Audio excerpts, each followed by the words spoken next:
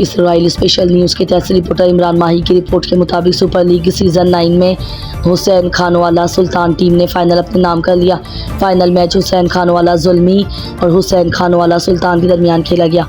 तफसीलात के मुताबिक हुसैन खानवाला सुपर लीग सीज़न 9 के फाइनल मैच का इनेकाद हुसैन खानवाला चक नंबर 8 के जलाल स्टेडियम में हुआ। थाना मैचेस मुकम्मल होने के बाद फाइनल हुसैन खानवाला ज़ल्मी और हुसैन खानवाला सुल्तान के दरमियान खेला गया। हुसैन खानवाला ज़ल्मी ने मुकर्ररा 10 ओवर्स में 91 रन का टारगेट दिया। ऑल टीम आउट हुसैन खानवाला सुल्तान टीम ने 5 ओवर्स में खेल मुकम्मल कर दिया। ताहम इस तरह हुसैन खानवाला सुल्तान ने HSL सीज़न 9 का टाइटल अपने नाम किया। 9 साल बाद हुसैन खानवाला सुल्तान पहली बार चैंपियन करार पाई। फाइनल मैच के मेहमान खुसूसी मारूफ समाजी शख्सियत Abid Ali Chaudhry advocate high court Lahore थे।